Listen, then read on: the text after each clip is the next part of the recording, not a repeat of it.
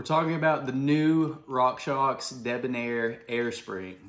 But I already have the new Rockshox Debonair air spring. My fork came with it. I'm talking about the new Rockshox Debonair air spring, like 2021. Yes, it's only May of 2020. This is the 2021 Rockshox Debonair air spring, and it's supposed to be different, it's supposed to be better. Let me tell you why. So why would anybody need this upgrade? I mean, after all, you have a brand new fork.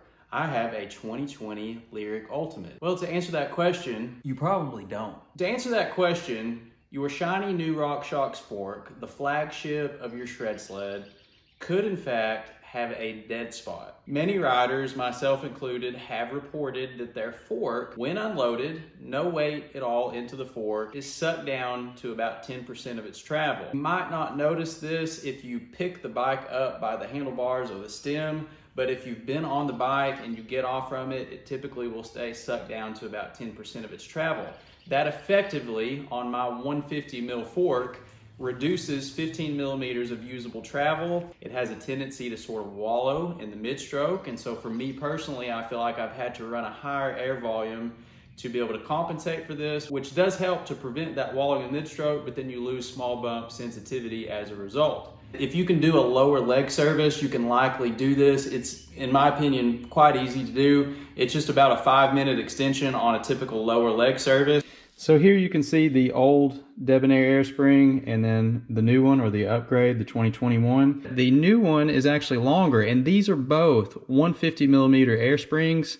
The foot nut is slightly longer on the new one, as is the seal head here, and so that is supposed to effectively raise up the air spring so that the fork basically sits higher in its travel, and it's supposed to change where the actual seal head here sits in relationship to that little dimple on the inside of the tube that regulates air from the negative to the positive chamber. So here's a schematic that I made of the old Debonair air spring. You can see the air piston here. You can see that that sits below the green dimple. That dimple is what regulates air from the positive to the negative air chamber. As the piston slides up in the tube through its travel, it has to pass by that dimple. When that happens, it creates a sort of a dead feeling as air moves from the positive to the negative chamber.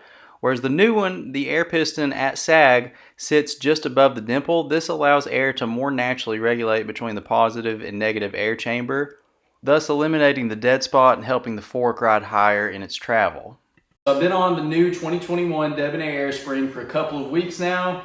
In short, it does fix the suck down problem. When you get off the bike, it returns to pretty much full extension. And when you're riding the bike, it is slightly noticeable. It does seem like it's just riding a little bit more up in its travel, making that actual full travel more available while you're riding it. What that translates to for me is that I'm running still 2 volume spacers, same as what I was running before, but with a slightly less air pressure. It gives better sensitivity on the top end, but I feel like with this new spring, I actually have better mid-stroke support, which is huge when you're diving into a turn and you need that support. And I feel like the bottom out resistance is actually improved on this new air spring as well. So when you're coming off from big hits or jumps, I feel like I'm not blowing through the travel quite as much. And so really for me, it's made a really nice fork even better. And so is it worth it? You'll have to decide. If you can live with the fact that the full travel is likely not available if you're running the old air spring and you still like the feel of it, so be it. But if you want the most out of this fork, I definitely personally noticed the performance gain from it. If you want to try to tackle this install yourself, it really is pretty easy. Check out my full video on how to do a lower leg service and an air spring service. That'll give you everything you need to know to confidently roll into doing this upgrade yourself. It's super simple. Thanks for checking out this review. Please like this video, subscribe to the channel. I'm hoping to bring you all sorts of new reviews, product reviews, and check out my Biking with Pain series where I cover how to self-treat back and neck pain and other common pain issues. As always, thanks for watching.